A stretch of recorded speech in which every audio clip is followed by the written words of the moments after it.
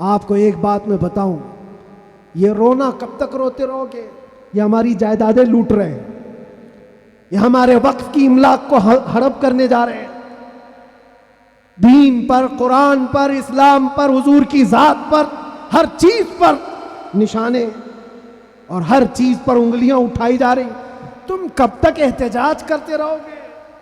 کب تک سڑکوں پر آؤ گے؟ کب تک اپنی آوازیں اٹھا کر کے پوچھتے رہو گے؟ کیا تمہارا کام صرف اتنا ہی رہ گیا؟ بڑے بڑے نعرے لگا کر، بڑے بڑے جلسے کر کے، جلوس کر کے، یا سڑکوں پر آ کر کے اگر تم یہ سوچتے ہو شکتی پردرشن سے بہت کچھ ہو جائے گا، دنیا جھکتی نہیں ہے۔ انسانوں کے ریلے سے نہیں ڈرایا جا سکتا۔ ہم نے دیکھا ہے انسانوں کے ریلے سے دنیا نہیں ڈرتی۔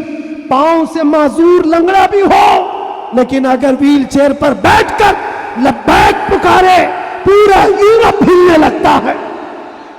مجال نہیں ہوتی میرے عزیزوں، مسجد، مدرسہ، مزارات اولیاء، حضور کی ذات، قرآن اور اللہ کی ذات یہ بہت بلند ہے۔ صرف تمہاری داڑھی کی طرف بھی انگلی اٹھانے کی کسی کی ہمت نہ ہوتی اگر تم سچے غلام ہوتے، کیونکہ یہ اللہ کا وعدہ ہے، وَلَا تَهِنُوا وَلَا تَحْزَنُوا وَأَنْتُمُ الْأَعْلَوْنَ إِن كُنتُم مُؤْمِنِينَ۔ تم گھبراؤ مت، پریشان مت ہو، تم سب سے زیادہ بلند رہو گے اگر تم سچے ایمان والے ہو۔